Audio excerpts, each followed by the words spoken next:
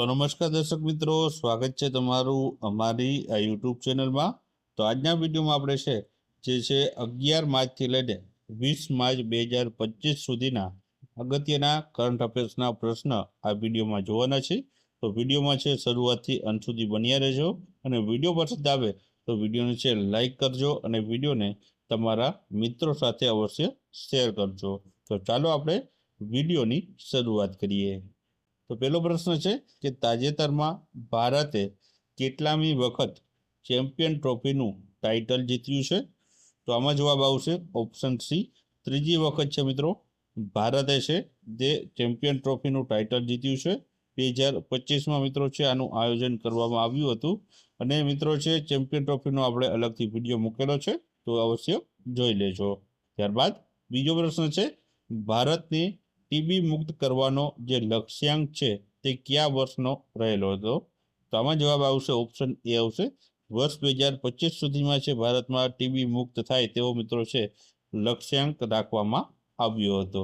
ત્યારબાદ આગળનો પ્રશ્ન છે કે તાજેતરમાં કોને ગવર્મેન્ટ ઈ માર્કેટ પ્લેસ GEMના મુખ્ય કાર્યકારી અધિકારી એટલે કે CEO તરીકે નિયુક્ત કરવામાં આવ્યા છે?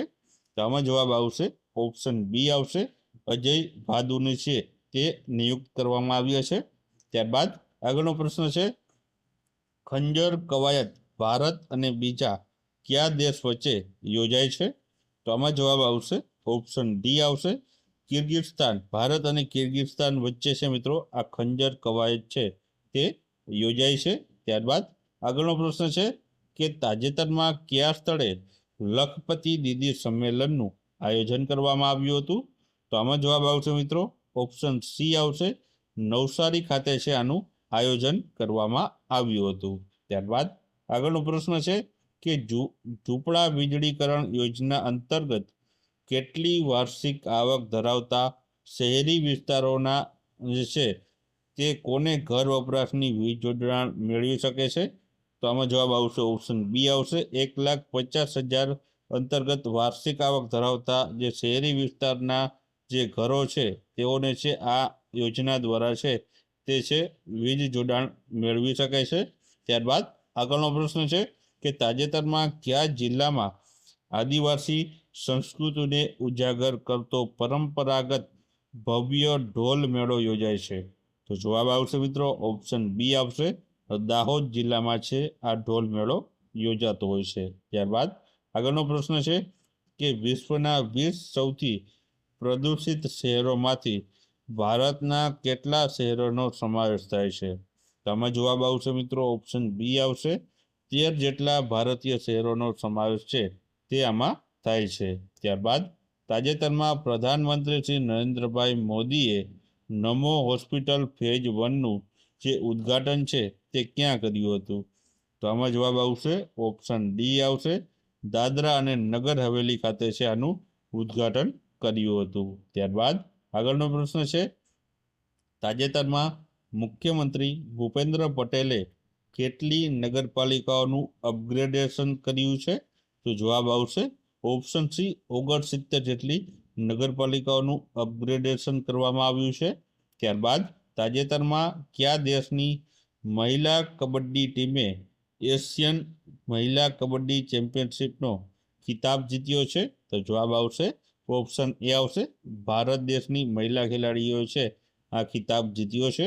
ત્યારબાદ તાજેતરમાં કયા દેશ દ્વારા PM મોદીને તેનો જે સર્વોચ્ચ પુરસ્કાર the grand commander of the order of the star and key of the Indian Ocean ઇનાયત કરવામાં આવ્યો છે?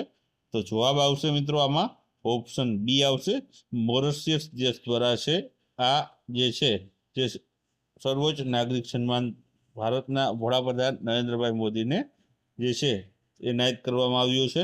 ત્યારબાદ આગળનો પ્રશ્ન છે કે તાજેતરમાં સમાચારમાં રહેલી કૌશલ્યા ધ સ્કિલ યુનિવર્સિટીની સ્થાપના ક્યારે કરવામાં આવી હતી? તો જવાબ આવશે વર્ષ 2021માં કરવામાં આવી હતી।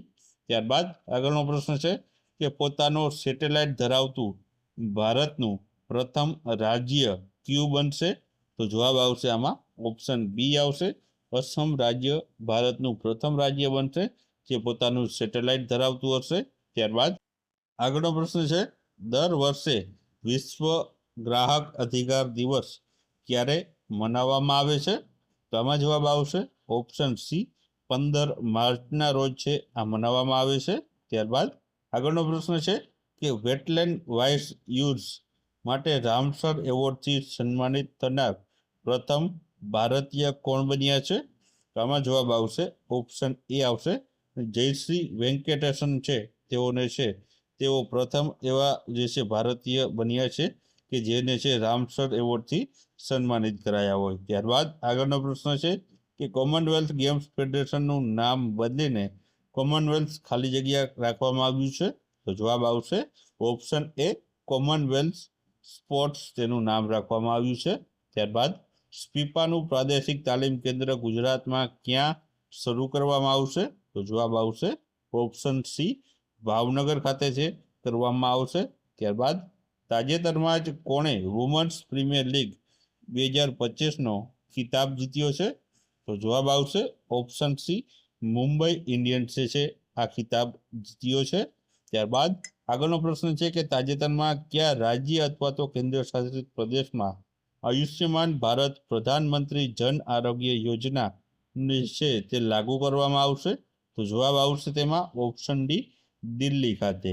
ત્યારબાદ આગળનો પ્રશ્ન છે કે ગુજરાતમાં કયા શહેરમાં સૌપ્રથમ રબર કમ બેરેજ બ્રિજ બનાવવામાં આવી રહ્યો છે? તો જવાબ આવશે ઓપ્શન બી, અમદાવાદ શહેરમાં. ત્યારબાદ આગળનો પ્રશ્ન છે કે world para athletics grand prix 2025માં ભારત પ્રથમ સ્થાન મેળવ્યું તો ભારતમાં આયોજન ક્યાં થયું હતું? તો આમાં જવાબ આવશે ઓપ્શન સી, દિલ્હી ખાતે. ત્યારબાદ આગળનો પ્રશ્ન છે કે તાજેતરમાં ભારતની કેટલી હેરિટેજ સાઇટને યુનેસ્કોની વિશ્વ ધરોહરની કામચલાઉ યાદીમાં સ્થાન મળ્યું છે?